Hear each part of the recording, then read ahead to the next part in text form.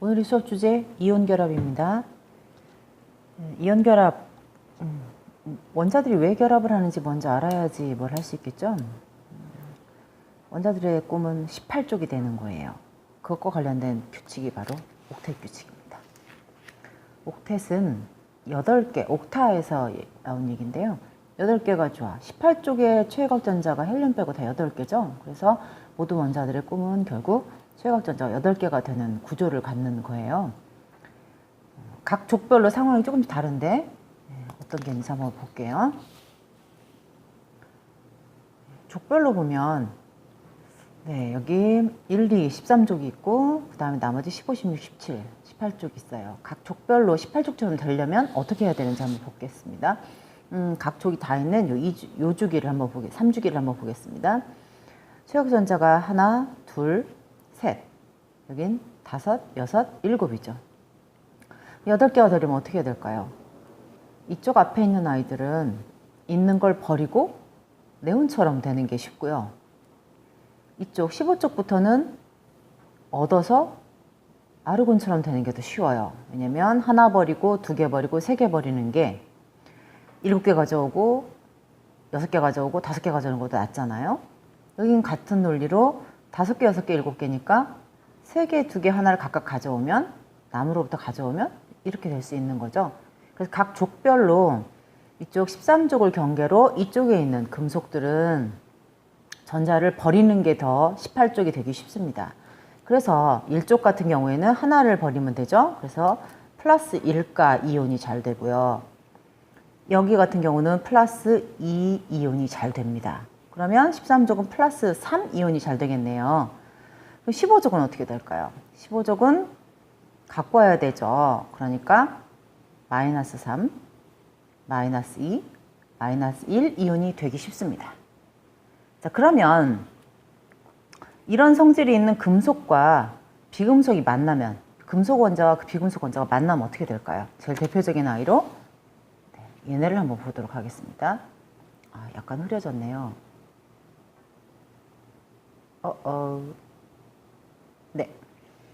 아시다시피 나트륨은 11번이죠. 최외곽 하나입니다. 염소는 17쪽이죠. 7개입니다. 그러면 딱 보면 서로 견적이 나오죠. 요 하나를 이쪽으로 주면 얘는 이렇게 해서 하나를 줘서 플러스 1가 이온이 되면서 귀족이 되고요. 8개가 되죠. 옥텟 규칙을 만족해요. 얘는 하나를 가지고 와서 8개가 됐으니까 옥텟 규칙을 만족합니다. 즉 모든 결합은 다 결국은 안정해지려고 하는, 즉 옥텟 규칙을 만족하려고 하는 최외곽전자를 8개를 만들고자 하는 원자들의 성질 때문에 결국 결합이 이루어지는 거라고 보면 돼요. 왜냐하면 이렇게 옥텟 규칙을 만족하고 놨더니 얘는 플러스 이온이 되고 얘는 마이너스 이온이 됐잖아요.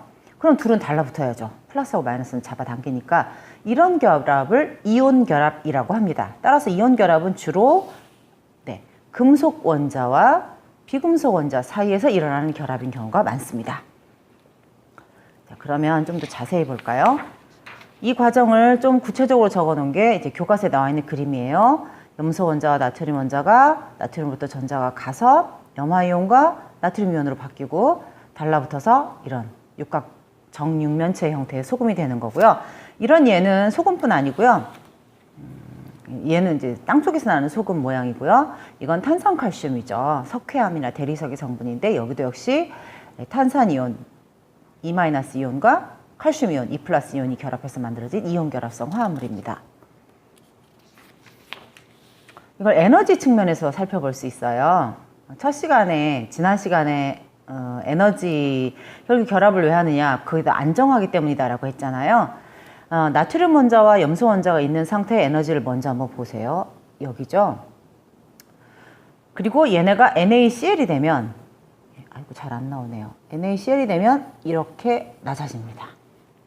요만큼의 에너지가 방출되죠. 처음하고 끝하고 비교를 하면 물론 이온이 되면서 잠시 올라가기도 해요. 하지만 최종적으로 보면 요만큼 더 안정합니다. 따라서 나트륨 원자와 염소 원자는 따로따로 원자로 있는 것보다 이렇게 결합을 하는 편이 훨씬 에너지적으로 이롭습니다. 따라서 자연계에는 이렇게 원자보다는 나트륨 원자나 염소 원자보다는 소금이 훨씬 흔한 거예요. 그럼 이런 식으로 해서 만들어진 이온 결합 화합물에 쓰는 걸 한번 연습을 한번 해보겠습니다. 교과서에도 나와 있는데요. 하나만 한번 해볼게요. 예를 들어 칼슘 2 플러스 이온이 있고 염화이온이 하나 있다고 쳐보세요. 둘이 결합하면 어떤 화합물을 만들까요? 양이온, 음이온이니까 더해지겠죠. 합해질 텐데 이온 결합 화합물에 화학식을 쓸 때 가장 기본은 뭐냐면 전하 합이 0이라는 거예요. 중성이 된다는 거죠. 그러면 여기 2 플러스니까 염화이온 몇 개가 있으면 될까요? 2개 있으면 되겠죠. 그래서 둘이 합해서 만들어지는 물질은 CaCl2가 됩니다. 네, 이거를 좀 쉽게 요 숫자와 여기에는 요 숫자와 요 1이죠. 예, 요 숫자를 이렇게 내리면 된다. 이렇게 크로스로 내리면 된다라고도 얘기도 합니다. 이거는 좀 연습을 많이 해두시는 편이 좋아요. 안 그러면 나중에 헷갈릴 수 있어요. 하나만 더 해볼게요.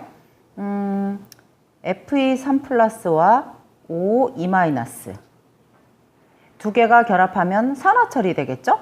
그러면 어떤 화합물이 될까요? 네, Fe 2개, O3. 네, 만약에 숫자가 같으면 나중에 1대1로 그냥 최소 비로 해주면 됩니다. 그 다음에 이렇게 해서 만들어진 이온결합성 화합물은 특징을 가져요. 일단 결합이 강합니다. 그래서 녹는점 끓점이 높아요. 하지만 잘 부스러져요. 결합이 강한데도 외부 충격에 약합니다. 그 다음에 전기전도성이 가장 큰 중요한 특성인데요. 고체일 때는 전기가 안 통하지만 액체나 수용일 때는 전기를 통하죠.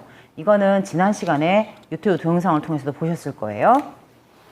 이온결합성 화합물의 녹는점이 높다는 거는 교과서에 자료에도 나와 있는데요. 녹는점 한번 보세요. 996. 낮은 게 이 정도고요. 높은 건 2825도. 굉장히 높습니다.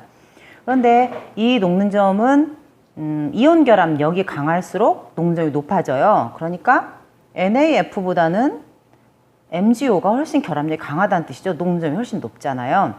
뭐에 따라 달라지냐면 여기 지금 나와 있는데 전하량 크기와 이온 사이의 거리와 전하량 이 두 가지입니다. 왜냐하면 이 결합력은 결국은 플러스와 마이너스에 작용하는 힘이잖아요. 이거는 쿨롱의 법칙이라고 요거 물리 시간에 배우셨는지 모르겠어요. 요게 전하를 띤 입자 사이 거리고요. Q1, Q2는 전하량이에요. 따라서 이 힘이 크면 녹는점이 높아집니다. 그러니까 거리는 짧을수록 그 다음에 전하량은 클수록 높아지는 거죠. 결합력이 커지니까 녹는점이 높아지겠죠. 예를 들어 가장 얘가 MgO가 높은 이유는 Mg2 플러스와 O2 마이너스가 기본적으로 Na 플러스와 F 마이너스 얘네들과 비교를 했을 때 얘네가 더 작은 거예요. 작은 데다 전하는 크니까 녹는점이 높아진다는 거죠. 요거는 데이터를 보고 정확하게 다시 한번 분석을 해보세요. 네. 이렇게 녹는점이, 결합이 강해서 녹는점이 높음에도 불구하고 또 잘 깨지는 이유는 이런 특성이에요. 이렇게 붙어 있을 땐 결합이 굉장히 강한데 망치로 때려서 칸이 어긋나 버리면 같은 전하를 띠고 있는 것들끼리 마주하게 돼요. 여기가 반발력이 작용하게 되죠. 그래서 부셔져 버려요. 그래서 소금을 때리면 망치로 부수면 부서져 버리죠. 네, 그 다음에 전도성 얘기는 앞에서 보셨죠? 고체일 때는 이렇게 이온이 있음에도 불구하고 다다다다 붙어있기 때문에 못 움직여요. 자유롭지 못하니까 전기가 안 통해요. 하지만 가열해서 액체로 만들면 거리가 멀어지면서 자유로워지니까 전기가 통하죠. 이렇게 자유로워지는 데는 한 액체 상태일 뿐 아니라요. 한 가지가 더 있어요. 이거죠. 네, 물에 녹이면. 얘네를 이온결합성 화합물을 이렇게 소금 같은 아이를 물에 녹이면 이렇게 떨어져 나오면서 자유로워지죠. 그래서 이동할 수 있게 돼요. 그래서 수용액에서도 전기를 통합니다. 이 이온결합성 화합물의 결합력에 따른 성질들은 정리를 잘 해두시는 게 좋겠어요. 네, 오늘 수고하셨습니다.